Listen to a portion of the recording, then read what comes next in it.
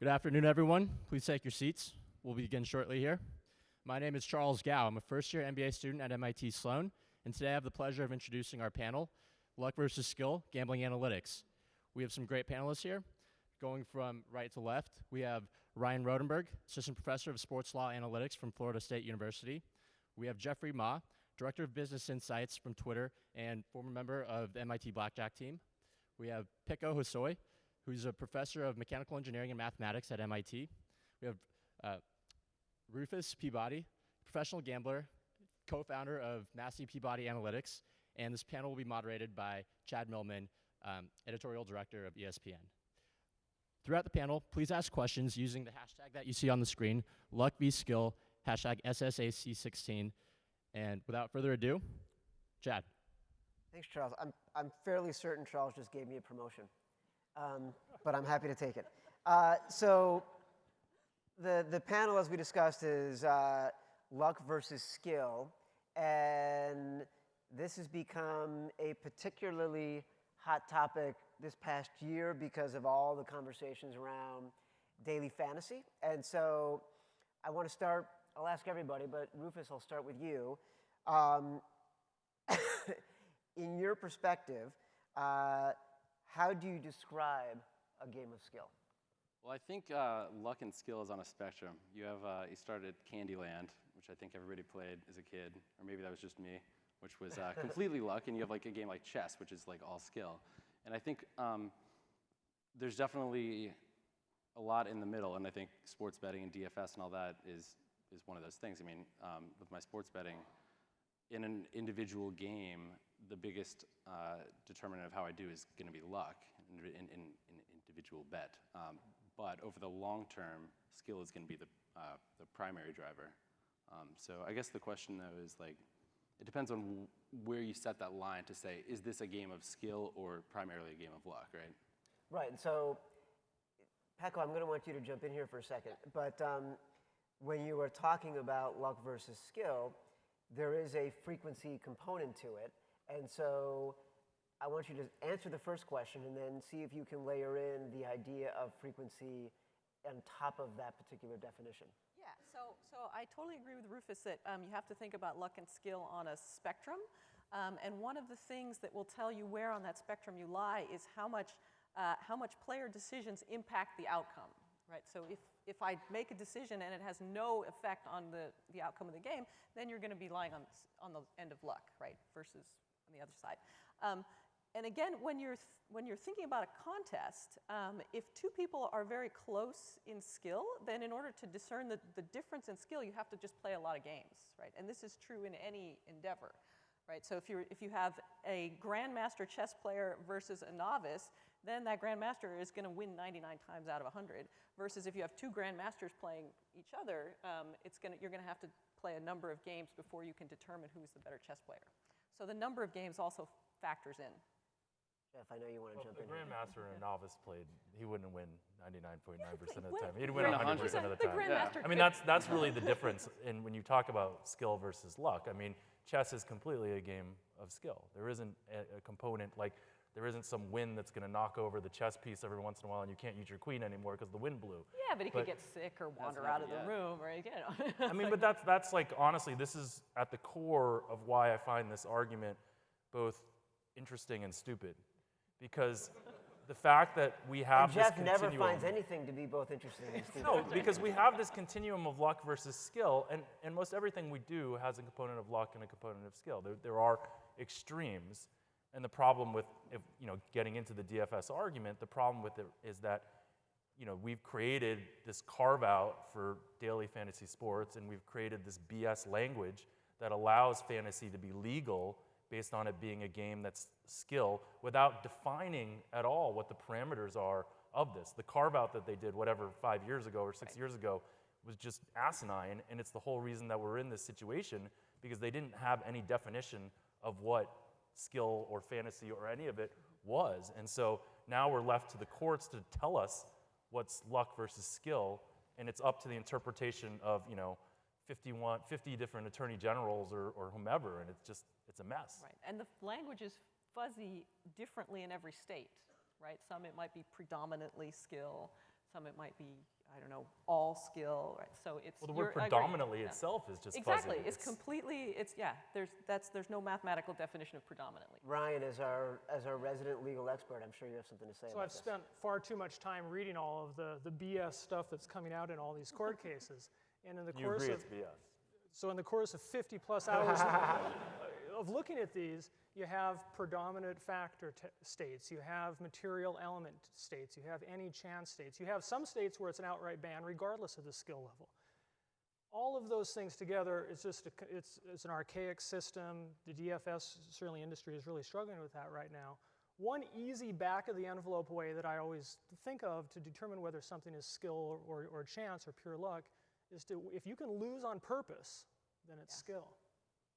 If you can lose on purpose, it's skill-based. Scratch-off lottery tickets, slot machines, it doesn't matter how skillful you are. It's just pure chance, right? But that's the weird irony of all this. Scratch-off lottery tickets and slot machines are illegal in a number of states, right? And then you have other contests that certainly have a strong component of skill, whether it's 51% to get over that threshold in these predominant factor states or not. They're highly skillful, but they might be banned or illegal. There's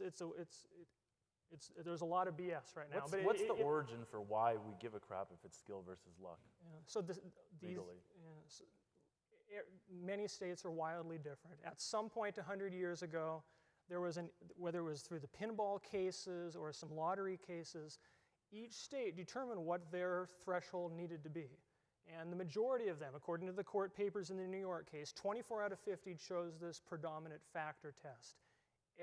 Most courts that have decided what that means that it needs to be at least 51% skill-based.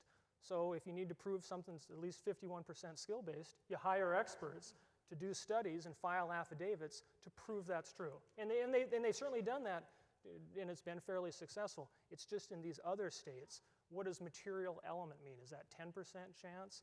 Any chance. Tennessee is a very risky state. They have an any chance statute where conceivably if anything was even 1% chance-based, it could be deemed illegal. That's a high threshold. Can you just pull back for a second? So from the sounds of the chuckling, there might be only like 3 or 4 people in this room who aren't degenerates and don't really know like what the legal grounds are that Jeff is talking about? Can you explain the law that he's talking about with the carve-out and Sure. So while certainly every state has their own state law, and historically here in the U.S., gambling's been a creature of state law, not federal law. But Congress has weighed in on a few occasions. They weighed in a little over 50 years ago with the Wire Act. They weighed in 1992 with this Professional and Amateur Sports Protection Act, which is the statute at issue in New Jersey when Governor Chris Christie's trying to get sports gambling. And then 10 years ago, Congress weighed in with this Unlawful Internet Gambling Enforcement Act, and that was the statute that has a carve-out specifically for fantasy sports. And if fantasy sports meets this multi-pronged exemption under the federal statute for this UGIA for short, the acronym that they use, fantasy would be exempted from the definition of bet or wager. So that is certainly something that the daily fantasy operators have hung their hat on historically to look at and say, well, hey, Congress made this determination, the states should too. Some states just disagree. The Nevada Attorney General disagreed back in October and said, that may be what UGIA says, but here in Nevada, we set state law for what gambling means and what is not considered gambling. Far different outcome. But, I mean, it's not just that they weighed in on the original. What they're weighing in on is the actual interpretation of what fantasy is, right? If you go to this daily fantasy game, like I started a company about 11 years ago that was looking at some of this stuff. And our concern in going into daily fantasy was that we felt like there were 51 different people that could shut down our business. And we worked with lawyers who said, hey, what does it mean predominantly based on skill? You need to have multiple outcomes. You need to make multiple decisions. It's like what you're saying. Yeah. There needs to be a lot of things. And like, I do think daily fantasy took it to an extreme that I think that we as a company, when we were working on this, thought was probably not a great way to go. Rufus, as a sports bettor, you obviously are predisposed to thinking that is a game of skill, right? Right. And so tell me about how you position yourself to be comfortable with that idea. Comfortable with the idea that it's a game of skill? It's a game of skill and that you can win at I it. mean, I make a living doing it, so. I know, but tell us how you do that. This is what I was hoping you wouldn't ask me. So my goal here is to basically say a lot without actually saying anything that anybody else can use. So far, you're doing well. Yeah, exactly. No, but so. Good thing you're on the panel then. Right. Hey, you're the one that convinced me. I'm rethinking that right now. Yeah. No, the whole skill versus luck thing is very important in a game. Like, for example, think of the NFC playoffs this year when Blair Walsh missed the chip shot field goal, right? I mean, I don't think anybody's going to think that, like, Seattle won that game, like, due to skill. They had the skill to have Blair Walsh miss the field goal. No. And same with the penalties on the Bengals at the end of the Steelers-Bengals game, right? Like, I mean, there's no way Pittsburgh, like, had any skill in that. But I think that... Well, also, like, if you think about the Super Bowl, right? The Super Bowl is almost the perfect example of it because, you know, revisionists, you'll look back on that and go, oh, Denver was the right side. Denver was like a 6-point underdog, blah, blah, blah. Denver was certainly the right side. But you basically had two enormous plays where if the ball bounces a little bit differently, i.e. Cam Newton, you know, recovers his own fumble rather than them getting a touchdown out of it, and that game's completely different. And you know, there is a lot of work that says that recovering fumbles and that type of thing is pretty random. Well, Jeff, you're the best at telling me what was a good bet after it happened. Like, That's a skill. That's a skill for sure. Yeah. I mean, you just have to play. You got to place that bet first. Yes. Yeah. But you know what I'm saying. You know what I'm saying. Like of course, how the ball bounces. And think about, like, a good example I like to give is think about a 90-yard touchdown pass. I think a few years ago, back when Welker was in New England, I remember there was a screen pass to him. I have no idea who they're playing, but he broke a tackle. Like, the cornerback fell down. He runs 90 yards for a touchdown. Like, how much of that is, if you're evaluating based on yards per play, like, that's a 90-yard play. You know, if he was at the opponent's 20-yard line when the play began, that's 20 yards. Like, is there any real difference in skill there? So I think there's, like, for example, a marginal decreasing return to the value of a yard on a given play. But, like, at the same time, you want to be able to, there is a skill in being able to generate explosive plays. I think we'd all, like, Jeff, you'd agree with that, right? Yeah, I think so. So I think, like, just, that's definitely a challenge in handicapping, trying to figure out, like, and I'm not going to tell you how I actually model it, but there's my one tidbit I gave you. So you would describe yourself as an advantage player, and Jeff, you would probably describe yourself as an advantage player, whether you're playing blackjack or whether you're betting on sports. Right. Give an explanation of what that means. That's not what you told me yesterday. You know, I think advantage play. It's a really interesting concept. It's basically just looking for an advantage. You know, basically trying to get an edge on basically every bet or every transaction that you enter into. And so there's advantage players, certainly what we did in blackjack, where we were counting cards using data from the past to predict the future, card counting. Blackjack is the only game in the casino that's subject to something called conditional probability, meaning what you see impacts what you're going to see. So you can actually track the cards that you've seen and therefore understand what your probability of winning is going to be for that hand. And so you can actually bet more when your probability of winning goes up and bet less or walk away from the table when your probability of winning goes down. And advantage play is a very interesting concept because there is, if you talk about like the Phil Ivey story, so if any of you guys are familiar with Phil Ivey, he's a very famous poker player, but I would say he's a very famous advantage player because he looks for advantage in every situation. And he had a situation playing Baccarat where he won, I think, $9 million from one casino and like $13 million from another casino. And the casinos didn't want to give him that money back because they said he was cheating. Because what he ended up doing was he took advantage of some rules of their game that they weren't aware was a loophole, i.e. they were using these cards, certain cards, where you could actually see the edges of the card, and based on the edges of the card, you could see what card it was. He asked for a certain type of a dealer that he knew would arrange the cards in a way that he could see it, and he played with someone who only spoke Mandarin Chinese, so the dealer was actually only speaking Chinese also. They asked for a Mandarin dealer. So the two of them could converse, not anything clandestine, but without the floor person actually knowing.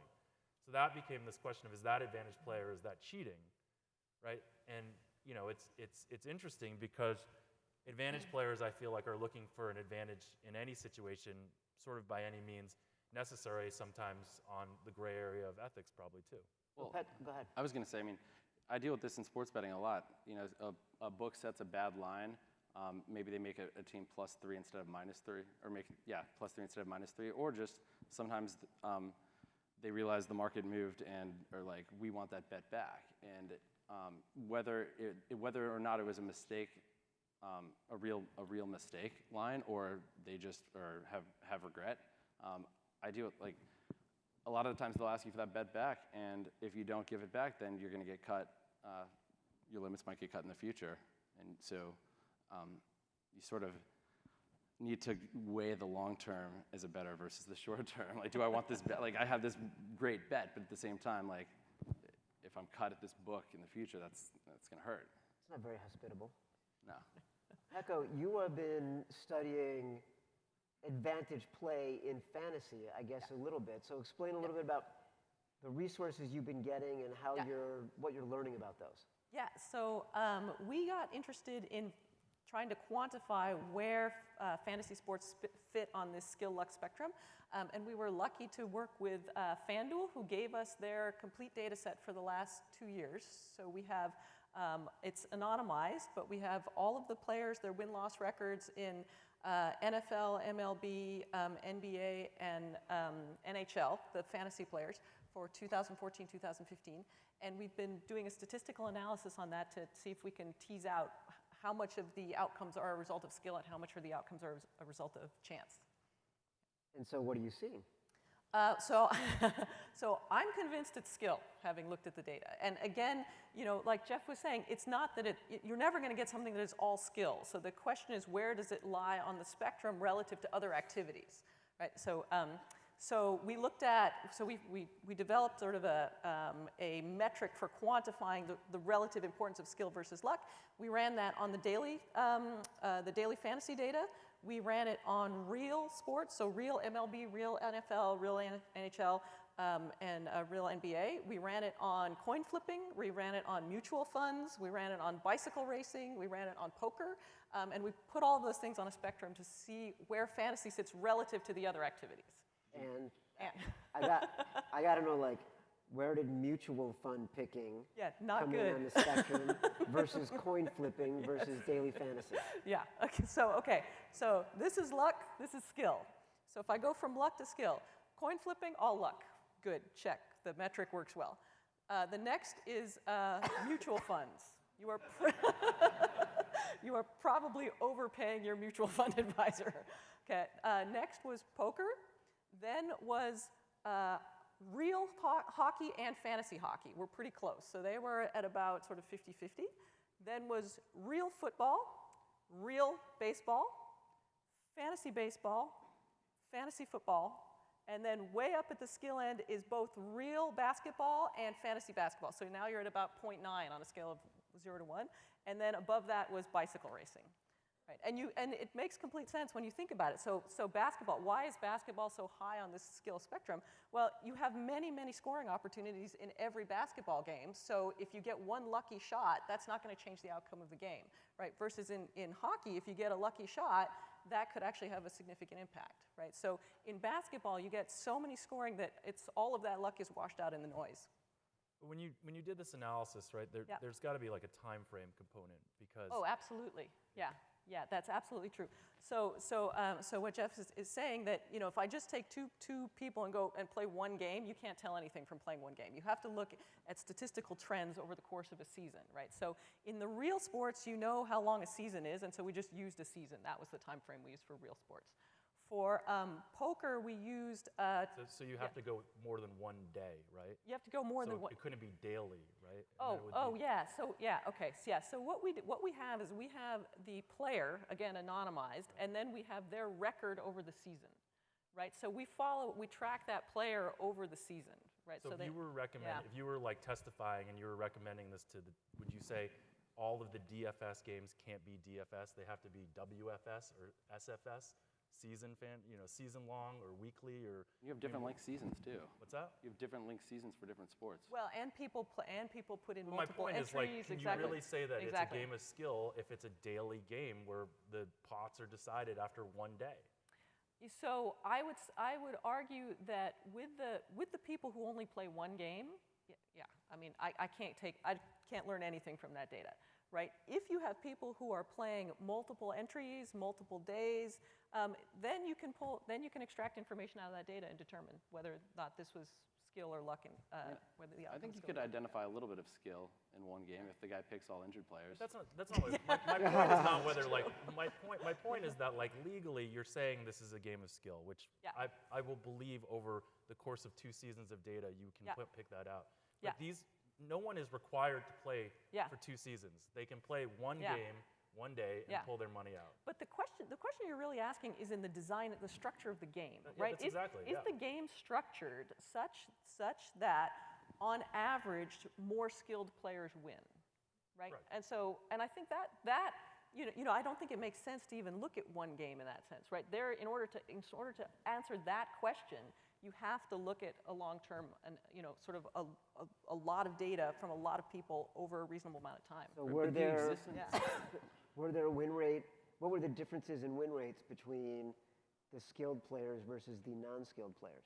Oh, yeah, great question. So in all of them, okay, so again, if you have to throw out the people who only play one game, right? Because their win rate is either going to be 0 or 1, so that doesn't help you in making this determination. But if guessing you it's 0. Exa- right. Otherwise they keep playing.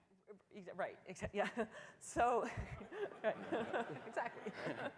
They're on all my money. Exactly. So if you look at the people who have played, I don't know, a minimum of 10 games or 20 games or something like this, it tends to range from about 0.3 win fraction for people who are bad at it to about 0.8 to people who are good at it. And then there's outliers beyond that, but that's kind of roughly the standard deviation you find. Ryan, So, you want to jump Chad, in? this conversation kind of gives me a flashback to 5 years ago, which is how I initially got into this. So before the DFS skill versus chance debate, which is ongoing, and it'll probably be ongoing for the next year, in 2012, the same debate was handled in poker. And Exactly. before she was U.S. Attorney General, Loretta Lynch was the U.S. Attorney for the Eastern District of New York. And she prosecuted the poker case, U.S. versus D. Christina. D. Christina ran a poker room. He made exactly the same arguments, had very convincing testimony and affidavits and whatnot on the skill v. chance issue. But it seems unlikely now, but the Department of Justice, Attorney General Lynch, filed court papers and made a very definitive case, and I'm actually mildly surprised that the daily fantasy operators haven't cited this, that traditional sports gambling, whether it's point spreads or totals or money lines, was a skill-based activity just as well. Right? And there was any element of kind of the micro player level analysis and matchups and weather and referees and whatnot. But Attorney General Lynch looked to broader things like the ability to expose soft lines and manipulate lines, and even cited a very famous sports bettor named Billy Walters, and actually cited the 60 Minutes expose segment they did on his work over the course of 25 years in support of this exact proposition. So it's been done before, it's going on now as well. I mean, I've read the court papers, I read your affidavit and whatnot. Certainly that's an important element as we do this state-by-state battle, whether it's New York or Texas or Illinois, the same issues are coming up again because the operators have to satisfy this skill versus chance threshold. But there's a lot of history that other activities are skill-based too. So, Jeff, to you, the argument, to Ryan's point, has always been from a fantasy versus a sports betting perspective that for those who are thinking that sports betting is a game of skill, is that there's not that much of a difference in the way decisions are made. When you are making fantasy-based decisions, you are looking at data, you are doing some kind of modeling, you are trying to make smart choices about player selection. When you are betting on a game, if you are good at it, you are modeling, you are looking at different data points, you are understanding analytics. Where do you think that... I was wondering if there was a question coming. No, where do you think the next phase of, okay, this becomes a game of chance versus this continues to be a game of skill debate, where does it break off? Are you talking about sports betting? Yeah, sports betting versus fantasy. But I'm not sure if the sports betting argument comes down to skill versus chance. I feel like it just comes down to the fact that we think sports gambling should be illegal in the U.S., like the PASPA or whatever, right? I think that you could certainly do the same sort of analysis And my guess is that sports betting would come up very close to where mutual funds come up, to be honest, where there are some people that are good at it, but generally a lot of people are bad. I think that the data would be pretty noisy. You don't think so? Rufus? Well, I think the existence of, the fact that sports books are willing to move lines hard for certain players and they profile players, and you could have some guy in Italy betting $20 on soccer games and moving the whole worldwide market. Yeah. And the fact that That's a good point. people get limited, people get cut off from books. Yeah. I'm not saying sports books are rational. Most of the time they're not, but they are making that decision. It's like hopefully trying to profit maximize. Yeah. So I think the sports gambling issue just has to do with us becoming comfortable as a society that sports gambling should be legal in the U.S. and that there's nothing sort of unethical about it. It's in most other countries, it's different, right? You can go to England and you can bet on a game at halftime at the venue, right? And you can walk into a bar and bet on things. It doesn't have this stigma, that it does, like this whole like we're rooted in this Puritan sort of how we were founded in this country, and we have all these like notions of like what's right and what's wrong. We just have to get over the fact that there's nothing wrong with betting on sports. Yeah, Wall Street continues to operate the way it does, and we don't have any problem with that, right? So a perfect example is I work with a company called Lattice Strategies, and it's a very, very good company that uses ETFs and like passive type stuff to basically create a really nice investment vehicle. It was started, one of the guys that helped start it was Charles Schwab. So, and I was talking to the guy that founded it about touts, about sports gambling touts. And I was explaining to him how most of these guys are wrong, the majority of the time. These people that sell their picks, and he goes, oh my God, that sounds exactly like stock pickers. He said stock pickers, like 93% of them do not beat the S&P, right? And they're doing the exact same thing that these touts are doing, where they're, beating up some stock that they think is great, and they try to get you to buy it, and basically you're paying for their stock picks, and then their stock picks don't do any better than if you would just put the money in the S&P. So it's very similar to the same concept. Jeff's point's well taken. When Congress decided to have this bizarre carve-out back in 1992 and exempt Nevada, Delaware, Oregon, and Montana from the federal sports betting laws, I went back and looked at the archives because I was curious, did skill v. chance come up? It didn't come up at all. It was just a policy decision that they decided to make. They decided to have the carve-out. My estimate is they'll revisit it in the not-too-distant future. Whether that captures daily fantasy or not, I'm not sure. But it may be a moot point because certainly individual states may be passing laws that exempt daily fantasy anyway, so it may not impact it. But it didn't come up at all. Skill v. chance is critically important on a state level. It didn't come up at all 26 years ago when Congress decided to freeze in place what was going on and exempt a tiny number of states. We are going to get to handicapping the future of this subject, but when you were watching over last fall, DFS and its prominence being elevated and sort of its visibility, from your perspective, a legal perspective, when do you think the whole thing went off the rails? October 15th of last year. So the I Nevada didn't Attorney, think you'd have a Nevada date. Attorney General, I still remember where I was. It was about 7 p.m. Eastern time. And my phone starts going crazy. And people are saying the Nevada Attorney General has ruled on daily fantasy and has declared that it's gambling and they can't operate in the state without getting a gaming license. Every daily fantasy operator removed themselves from Nevada. You can't play daily fantasy in Nevada.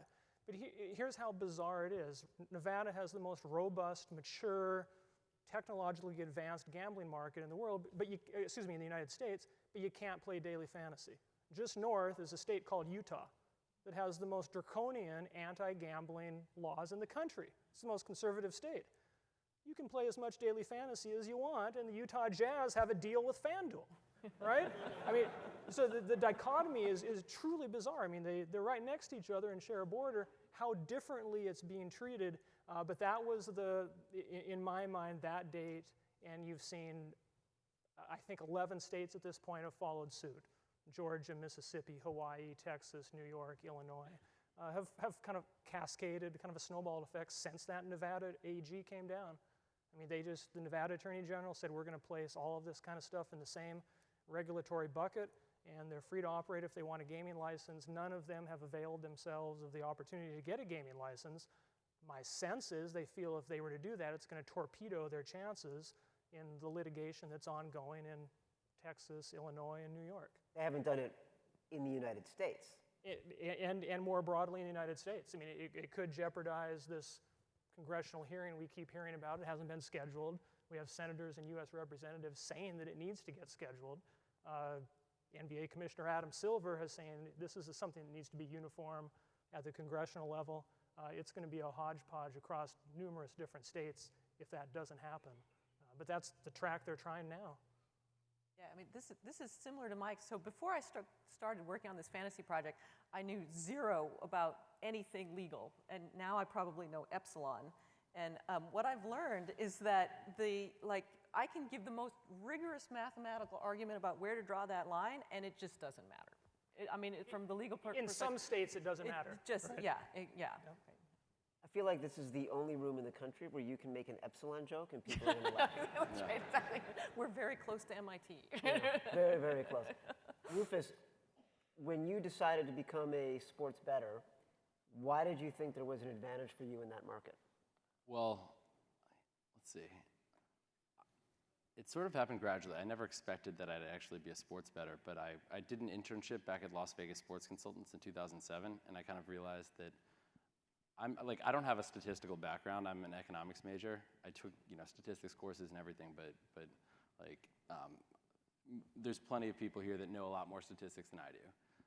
But when I went out to Las Vegas Sports Consultants, I realized that none of them had any formal statistical training, and it made me realize how inefficient the markets were. So I was going to do my senior thesis on sort of preserving the integrity of college basketball, looking at corruption, and I sort of went a different track. I actually got Yale to pay for me to go out there to Las Vegas, and then I ended up doing it on inefficiencies in the baseball betting market. So found a model that could win, and sort of it went from there. It's so cute how you went out to do something so pure. I know. what happened, right?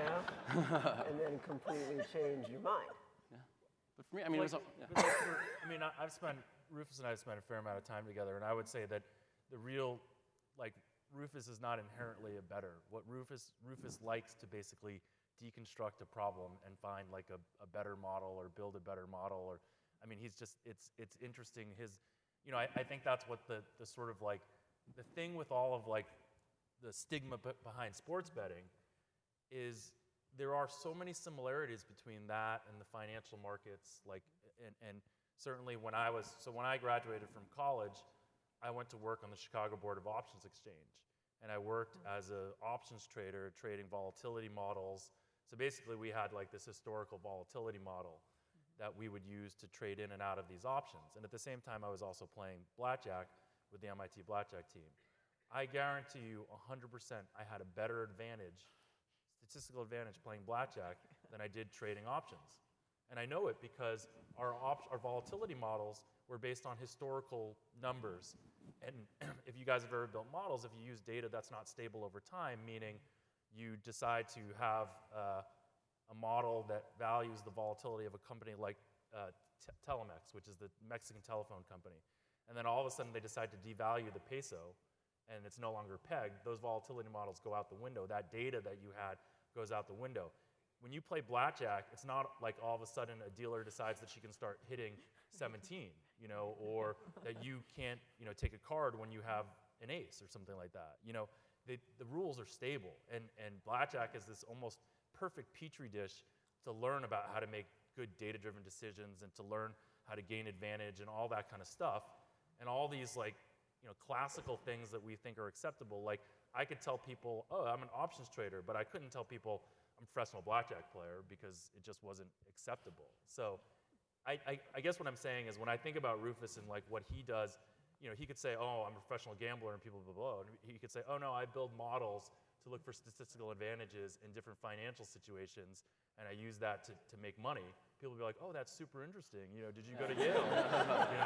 It's just, there's this, But that's changed over the years. So let's say, how have you seen it having been in in the gambling business? It's changed some, but it's just it's hard, right? Because I also, I am on ESPN, SportsCenter. I talk about every Sunday morning at 5:45 Pacific time, I get on SportsCenter and I pick football games. And this started a year and a half ago. Chad kind of gave me the opportunity to do this. Thank you. And the whole idea of using it to pick football games was not something I wanted to do. Like, I was like, I want to get on there and talk more about, numbers and analytics and how those can help predict football games. And I don't want to talk about the spread and all that kind of stuff, but that naturally became what they wanted me to talk about this year. And so, like, I wouldn't even let them call me, like, gambling expert, right? Like, my title is predictive analytics expert, whatever the hell that means, right? And so, I mean, I don't know if it's changed. I mean, it's changing, and you guys are certainly helping it, but there's still a stigma attached to it. Well, I don't even think about the stigma. I think as the gap for the skill-based components of sports betting closed in the last generation. Ryan, you're shaking your head.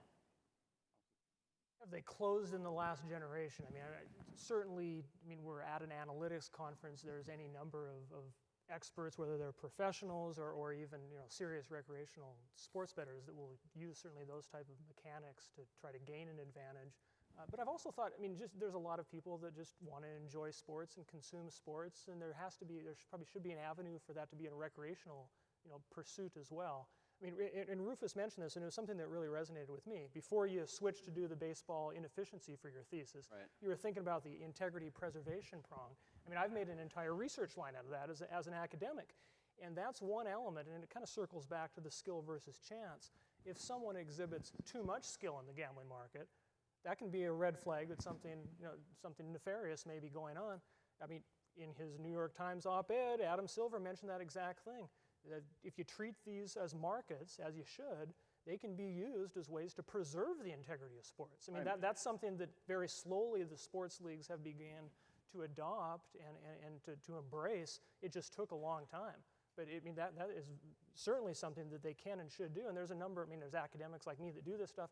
There's third-party commercial operators that provide those services as well. Well, and when I was at Las Vegas Sports Consultants, I know that the NBA hired, well, I don't even know if I'm supposed to say this. I guess they're not in business anymore, so it's okay. But the NBA hired Las Vegas Sports Consultants to sort of track that, and I think a few other sports leagues, because they know that people are gambling out there, and tracking the market is a really, really good way to sort of find these red flags. I know I don't know if you know the tennis article that came out, the tennis match fixing, BBC News. Like, yeah, that's what you're saying. Yeah, 2 years earlier, I'd studied the same thing. And if there were certain sports bettors that had corrupted or bribed athletes to fix matches, if they were particularly greedy or particularly unsophisticated, you could tell about an hour before the match started that something amiss was going to happen. And I have friends that are tennis bettors, and they've been telling me this for years. Yeah, well, it's real. It came out, it kind of blew up 2 months ago during the Australian Open, but that's one very useful kind of forensic analytics mechanism that I think is very strong in terms of preserving the integrity of sports. Quite the opposite of what we heard a generation ago in terms of how gambling could corrupt sports. Quite the opposite in my mind. You're not going to stop gambling. Like, sports betting is going to continue to exist whether it's legal or not. Well, Rufus, you want to jump in when I was asking, has the gap about sports betting becoming a skill-based event closed in the last generation? It seemed like you wanted to jump in. I think yes. Has it closed in finance? I don't know. Has it? I would say yes. I think markets tend toward efficiency, and the sports betting market's no different. Back in the 1980s, you could bet on every underdog in the NFL and have made a nice profit every single game. So you're saying you think it's becoming more luck? Yes. As a market becomes more efficient, it becomes harder to win, so it's more luck relative to skill. Right? That's interesting. Think about the pricing for daily fantasy. If everybody's priced correctly, it's going to be a lot harder to win. Like on cash games, I guess. Is that what they're called? Like tournaments versus... Oh, like head-to-heads or yeah. 50-50s. I don't know. Yeah. Right. But the flip side of that is that people have access to more information. They're becoming more sophisticated. So their level of skill is increasing at the time when the market is becoming more efficient. So it's becoming, you need more luck in order to win. Does that make sense? That's what he's saying. Yeah. Right? I'm just not a good job. I'm not doing a good job of explaining. Basically, the skill comes from inefficiencies in the market, right? And being able to identify inefficiencies in everything, right? In stocks and finance and DFS and sports betting. So the more efficient these markets are, even if there's more information, everyone has that information, unless there's an information asymmetry. But this is actually one of the things that I really like about daily fantasy is that if you're a game designer, so you want to build this game and you want to place it somewhere on the skill luck spectrum, there's a knob you can turn, which is your pricing, right? So if by some miracle you have perfect pricing and you price everybody exactly what they're worth, then it's totally a game of luck. So in order to push it towards the skill end of the spectrum, you just add noise to the pricing, right? And the more noise you add, the more there are going to be bargains that people who are good at the game can find, right? So it actually works to the game designer's advantage that it's easier to move towards the skill end than towards the luck end. Why did you decide to study skill in fantasy? Well, I think mostly because of all of the legal debate that's going on right now. Right, so I naively believed at the beginning of this that it might actually have some impact on what happens in the courts. Now I'm not so sure, but it's still a really interesting mathematical problem. Was it difficult to get FanDuel to give you their data? Oh no, actually I should say that FanDuel has been fantastic through all this. They are actually eager to have people study that data. I think they can't just dump it online for everybody to look at just because there are privacy issues. There are issues about, so certainly when I have the FanDuel data set, I don't play on FanDuel, right? Because I think there would be ethical issues there. But I think if people are interested in looking at their data set, I think they're interested in sharing it and finding out what people find. I'm going to start asking some questions here. And this, I think, is a good question for Jeff and for Rufus. With sports betting, what do you think about not having control over, the real game and its implication on the skill level? Well, I think you have control over the process with which you use to place a bet, and after that, you find your Buddhist moment. You have to relinquish control, and if you stress about it at that point, that's why people burn out, I guess. Right now actually, I shouldn't say anything about any bets I have. So, but I don't. Yeah. Yeah, it's. Wait, what was the question again? Sorry. So I was trying to remember too. Hold on, let me go back to it. Hold on. What do you think about not having control over the real game? So that was the argument that Attorney General in New York made, right? That was his big point, was to say he can't see anything that you don't control the outcome of really being a game of skill or a game of chance, and that's sort of ludicrous, right? Because that's like a nice, simple way to have someone go, oh yeah, that totally makes sense, but it doesn't, right? Because it makes no sense at all. I do think that the research that you did probably was solid in terms of understanding, if someone can be better at something than someone else, that means it's over a long period of time, right? That it's a game of skill. And I do, I've said all this stuff about DFS, but I do believe that it is a game of skill, but I think the problem is that it comes into the time frame, because I think that when you go to one day, I think unless you make someone play for a longer time, that was like the same thing they said about poker, right? The problem was you and I, any hand of poker, single hand doesn't matter. Exactly. But if I locked you in a room and made you play with me for a year, then it's a game of skill, right? Exactly so that's the difference. Yeah, I would also say it's ludicrous to the point of, if you think about bicycle racing, so people think bicycle racing is pretty much a game of skill, right? Because the fastest person is going to win. But if you're a cyclist, you can't control the direction of the wind. You can't control the temperature outside. You can't drugs other people are taking. The drugs other people are taking, exactly, all of those things, right? So there are a lot of things that are outside your control, and yet it's still very clearly predominantly a game of skill. So. And platform matters here too. When I talk to European colleagues, they often scoff at kind of how things work here in the States. You place a bet and you watch the game for 3 hours. You pick your lineup in daily fantasy, and then it's locked, and you just observe the games. But over there, everything's mobile, or a lot is mobile, and it's the in-game live wagering where you're making micro bets as you're consuming the product. This came up in your sports media panel earlier. That's clearly the wave of the future. And one of the European companies, very interestingly, just last week got a license to run one of these exchanges, basically an eBay for sports betting in New Jersey. Only for horse racing now, but it's a baby step. I think that's the wave of the future for this kind of in-game micro betting. It's also a in-game betting, and Jeff and Rufus, you guys can speak to this probably very eloquently. is a great way for professional bettors to exercise their skill at a time when the pre-game betting market is becoming more efficient because you can apply in real time a lot of the research and analysis you're doing. Would you agree with that? I completely agree. You know, I've been looking Good at it for the last 4 years. I mean, generally, like, again, like if we go back to that adage that like when a market's inefficient, right, then there's advantages. Like that market is not efficient yet, and there's a lot of reasons why. I mean, one of the reasons that those types of bets tend to be good is because people get over-influenced by what they've seen recently. They don't necessarily know how to quickly quantify a situation that they've never seen before. Stop talking, please. I don't think the concept of recency bias is like something that people in the world don't know, Rufus. That's true. But apparently the market doesn't. I think he was giving a really good answer. Would you like to continue? No, I mean generally, like again, like the, you know, I'm less coy about this stuff than Rufus is, and I think that generally the reason that sports betting is beatable is because people have biases that influence markets, and so markets become inefficient from time to time, and that has to do with just these cognitive biases that we all have, and one is recency bias. Well, that leads to a good question from the audience. Go ahead, Russ. I was going to say, and people are overconfident in their intuitions. I mean, there's a good example. So I do picks every week for Massey Peabody, the website, free picks. And it was, I think, 2 or 3 years ago, we picked, we had a lot of value on Texas against Oklahoma. Oklahoma was, I believe, a 14-point favorite. Cade went to Texas. He was like, there's no way we can post this pick. I think Cade Massey, sorry. Because we made the line like only 7 or 8. So huge value on Texas. Cade was like, no, you can't post this pick. There's no way. Like, I know Mac Brown. I know Mac Brown and Bob Stoops. I know that, you know, they're going to get blown out. And so I was like, no, we're sticking with the model. And he's like, well, no, I have expertise in this. My intuition is worth something.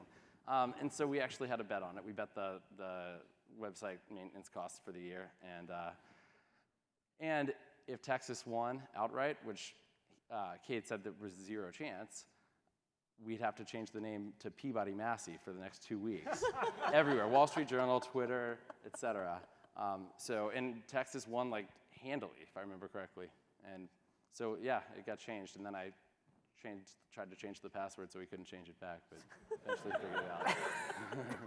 But that is great because it shows that like even people who are so predisposed to relying on their own numbers and their models can be felled by the idea that intuition is sort of something that can creep in and be genius. Exactly, and Cade is like the analytics person. He's the one saying numbers, numbers, numbers. What do you guys think are, this is from the audience, which sports poker variants do you think have the greatest opportunity to gain an edge today?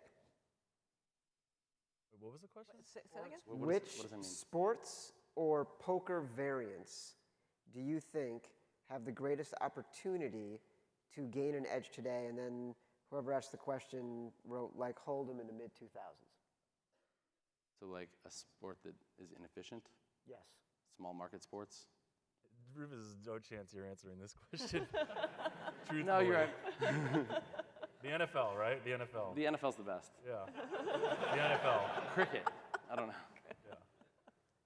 I mean, it's obvious, right? It's anywhere where you think there's an inefficient market, where there's potentially not a lot of people betting it yet, and the lines aren't smart or mature. Well, I mean, and that sort of ties us back into the skill luck thing. I think the smaller the market, the more inefficient the market, the more skill can play a role. Yeah. Greater the opportunity. So from the fantasy data I've looked at, I would say not baseball, because there are a lot of people who have a lot of information on baseball. I would say of the 4 that I looked at, probably the game that has the fewest people playing is hockey in daily fantasy. But that daily fantasy hockey is also hard. Well, but if you go back to your analogy, right? Yeah. Then wouldn't you say it's probably basketball?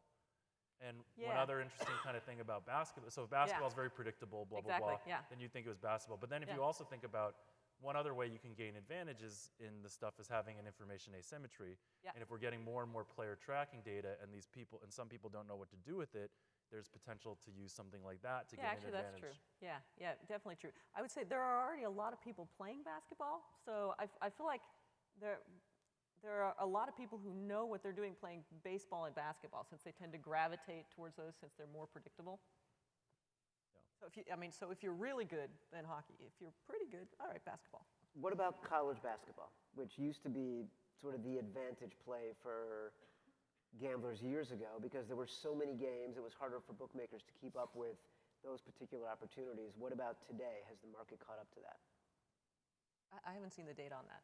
I mean, all you kind of have to do is look at what limits are at places, and college basketball limits tend to be small. So if they're small, that means that they're worried about it. It means that it's probably a place that you can gain an advantage. So In college there's like going to be a basketball, negative correlation between size of bet and, Yeah. and in college basketball, they didn't even used to post totals on most games. They didn't post most games until conference season started in January. This year they have totals for every game, pretty much. Yeah, exactly. I was sitting chatting with Roxy Roxborough in the South Point Sportsbook last week, and he was like, "I can't believe they have odds on all these basketball games." And Well, it I used was to be like, back "Well, in you the probably day. get a nickel on the totals now." So You know, back in the day, if they were posting, they would post like, you know, off-market games basically, and they do 10 of those, and professional sports bettors would go crazy because they were seeing a bookmaker take a chance on 10, you know, colonial conference games that normally nobody would be posting. I don't have a question there. no, I agree. Just thought I'd add to the conversation. So like again, like anytime that we're actually talking about something in a panel that's inefficient, it's probably not inefficient anymore. Well, it won't be Yeah. soon. What's that? It won't be in 8 minutes and 31 seconds when everyone gets out of here. They'll be betting on college basketball now. They're probably betting on it right now. Yeah. Well, this is actually a better follow-up to a question I was trying to ask before about in-game wagering, but how has the growth of in-game wagering altered your approach to sports betting? How has the presence of in-game wagering changed? How has the constructed growth models for of it. in-game wagering? Well, I mean, it's an opportunity certainly, but it's again, like I don't know much about it in terms of what the limits are, but I can't imagine the limits are that high for the most Not part. that high. So Not that high, but volume. But you know, to speak to the in-game speed kills. I mean, the speed of information is critical. I mean, if anybody wants an easy tidbit, don't in-game wager based on watching television. There's a multiple second delay, and there may be people on site or with superior, faster information. That's changed things. I mean, we spoke about kind of minor league sports. That's where it's huge in tennis. I mean, how fast information is in sports like that can make a world of difference when you're in-game wagering. it's just like the high-frequency trading stuff, right? Where they like paid to have really good Lines, bandwidth to yeah. get these things quickly. I mean, Exactly. It's the same thing. Yep. All right, so Ryan, last year we were on the panel, and I asked everybody to handicap what they thought the future of legalized sports betting was and when it would happen, if at all. I think you said at the time it would be 4 years. 4.5. 4.5. 4.5. So how has DFS changed that particular model for you? Yeah. Probably accelerated things slightly. I mean, two dominoes still need to fall. The 2016 election cycle, I don't think Congress will have any meaningful hearings this year. They might have kind of a more exploratory one. And then the New Jersey court case, which has been percolating since 2012, has to get resolved.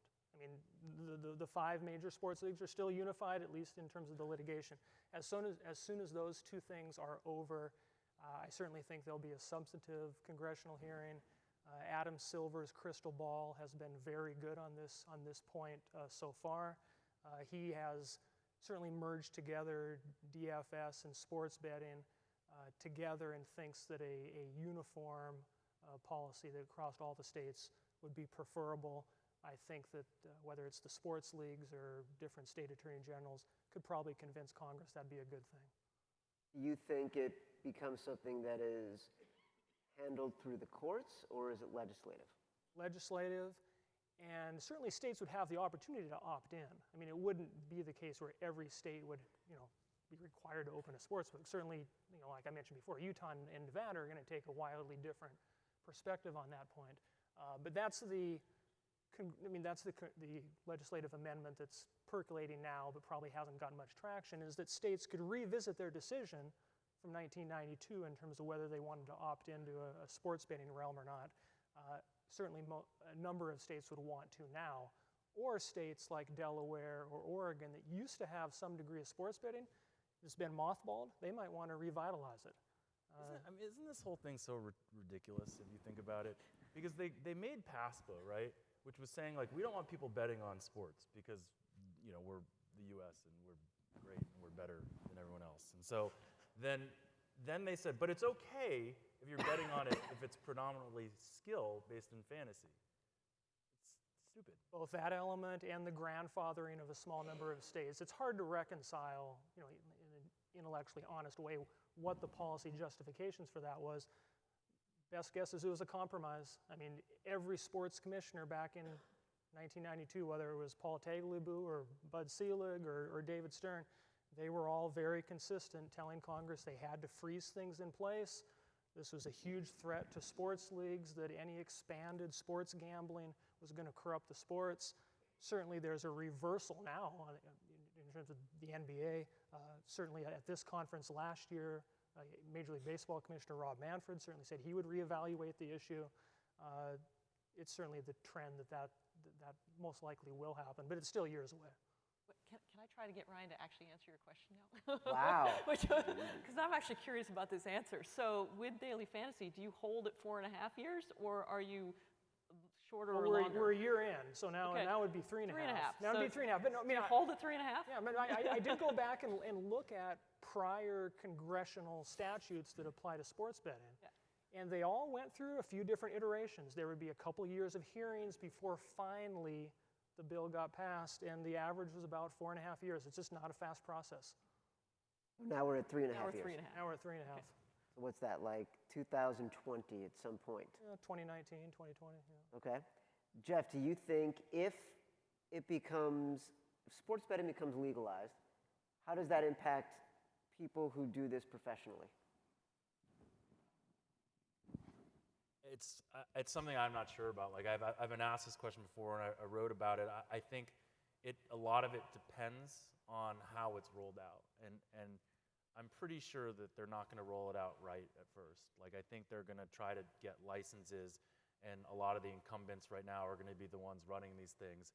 So I mean, the ideal situation would be that it increases liquidity, right? But it also probably fundamentally changes the market some. So you know, I think that the ideal situation is it would be great for professional gamblers because there'd be a lot more liquidity and there'd be a lot more opportunities, and you wouldn't have to meet people with brown paper bags of cash to get your bets down. So it's, yeah, but I don't know. I mean, I think that if someone says they know the answer to that question, then they're full of it. Well, I have a question, sort of a follow-up. What does it do to daily fantasy sports? Because I feel like I mean, maybe this is just me, but I think part of the popularity of daily fantasy is because it is so hard to bet in the United States. Yeah, I mean, listen, Nigel Eccles, the founder of FanDuel, sat down with me at a restaurant in San Francisco, I don't know, 6 or 7 years ago, said, I got this idea to turn the company that I'm doing into daily fantasy. And I go, it'll never work. No one will ever do that. So I clearly am not the right person to evaluate whether this is going to be successful or not. I don't know. Like it has really surprised me, the phenomenon that is daily fantasy. How many people that I know that don't bet on sports, that are interested in this, that barely even play fantasy to some degree, but like daily fantasy. So I don't know if I'd be as quick to say that that's not, you know, I mean, maybe it is because it's not available, but it's daily fantasy was a phenomenon. I was surprised at how many people really played it and enjoyed it. Rufus's question's well taken. So Virginia was the first state to actually pass a DFS-specific law after all of this has been going on. But when you actually sit down and read the bill that the governor signed into law, my read of it that it could potentially offer certain things beyond what we know of daily fantasy. Absolutely. That's what I think. I think I did talk to someone in the business, and they felt like that would be what they would do. They would be able to make the bets, the actual daily fantasy games, a lot simpler, which I think is the key to getting adoption. I agree. Right. Yep. So it'd probably be good for it, net. All right, so let me tell a quick story because we have 30 seconds left. Before the panel started, Rufus, Pecco, Ryan, and I, we're talking about how many times Jeff Ma was going to interrupt someone on the Figured panel. that was what the over/under was. And I set the total at 6.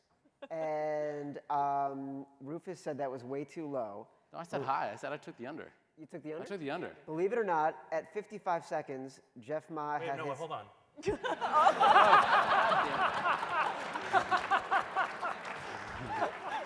At 7 seconds, Jeff Ma had his 7th interruption.